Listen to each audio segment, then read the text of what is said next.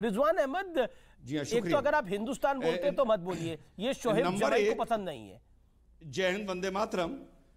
अभी किसी साहब ने जहालत की प्रकाष्ठा पार कर दी। उन्होंने कहा कि ये जो हिंदू मैरिज एक्ट है ये भी तो पर्सनल लॉ है।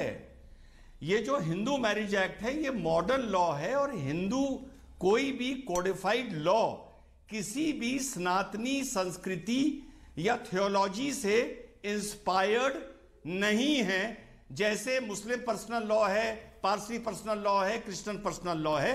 तो टीवी पर बैठकर खुदा के वास्ते कानूनी ज्ञान न दिया करो, सब गलत देते हो, पहली चीज।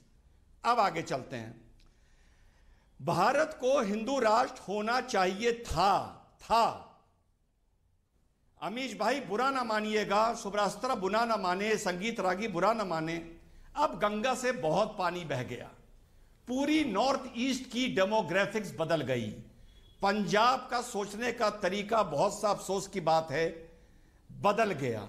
आज मुझे लगता है कि धरातल पर यह चीज इंप्लीमेंट नहीं हो सकती, लेकिन यह सनातनियों की बदकिस्मती है। बदकिस्मती क्यों बदकिस्मती? 1.2 बिलियन होने के बाद, 1.2 बिलियन इस दुनिया में, यह एक ऐसी मान्यता है, माफ करना मेरे हिंदू भाइयों, बदनसीब, जिनको आज तक पृथ्वी पर अपना एक मुल्क नसीब नहीं हुआ।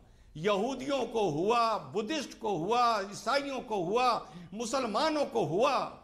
बंटवारा हिंदू के लिए इतना हानिकारक सनातनी के लिए नहीं था, जो सन 50 में हिंदू को एक ऐसा धोखा दिया गया कि इस बदनसीब, बुरा ना मानिएगा, पांचवी बार बोल रहा हूं, पांचवी बार, बदनसीब सनातनी क्यों बोल रहे हैं आप बार बार हिंदुओं को बदनसीब? नहीं, मेरा काउंटर क्वेश्चन है सर इसके ऊपर। रिजवान अहमद, आपने 1.25 मिनट बात रखी अपनी, मेरा काउंटर क्वेश्चन है, क्यों बार बार आप बदनसीब बोल रहे हैं? क्या कारण है बदनसीब बोलने का? कारण सुनिए, अब सुनिए।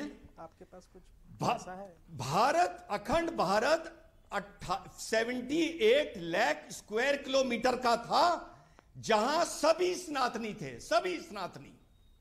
1200 साल में भारत आधा रह गया। अफगानिस्तान, पाकिस्तान, बांग्लादेश अगर निकाल दोगे तो भारत आधा रह गया, नेपाल।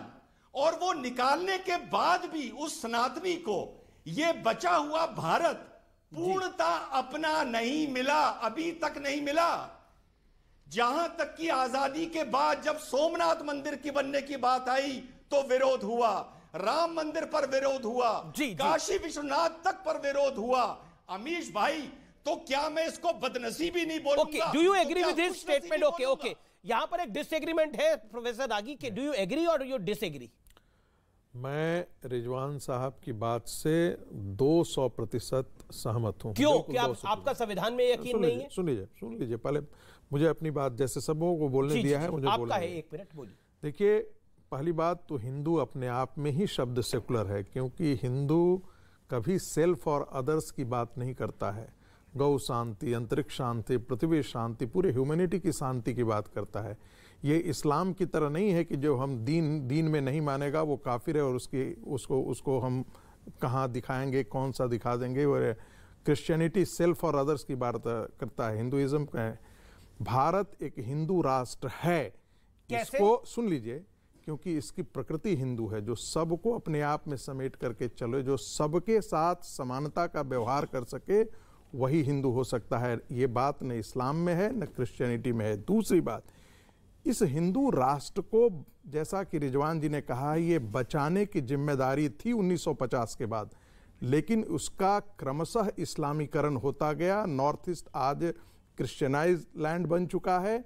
भारत के अंदर 90 से ज़्यादा ऐसे ज़िले हैं जहां मुस्लिम पॉपुलेशन डोमिनेंस, और आज के दिन में वही सरतन से जुदा के नारे लगते हैं, वही इस्लामाइजेशन की बात होती है, वही मुद्दे निकलते हैं जो 1947 से पहले थे। इसलिए ये वैसा ही है जैसे गुलाबों की वाटिका में बेल और बबूल आकर के खड़े हो जाएं। जी। वो उससे इसको अब बचाने की जिम्मेदारी आ गई है। एक मिनट, उदित राज कुछ कहना चाहते हैं। सुन लीजिए, जैसे कहा जाता है ये हिंदू राष्ट्र क्यों है? इस देश को, इस संस्कृति को, इस सभ्यता को हिंदुओं ने और उसके पूर्वजों ने बनाया है। मुझे इस्लाम और क्रिश्चियनिटी वैसे ही है, लेकिन ये जो आपने रिजवान अहमद बात बोली है, सुनिए, इस्लाम और क्रिश्चियनिटी और बाकी पंथ संप्रदाय वैसे ही है जैसे गंगा की मुख्य धारा में कोई ट्रिब्यूटरी आ जाती है। ओके, मुझे ब्रेक के लिए रुकना पड़ेगा। आप देख रहे हैं आर पार, लेकिन रिजवान अहमद ने बोला हिंदू बदकिस्मत है। इस बात के ऊपर कई लोगों को आपत्ति भी है। मैं ब्रेक के बाद इस शब्द पे आ रहा हूं। News 18 India की web series FIR number 208 streaming now.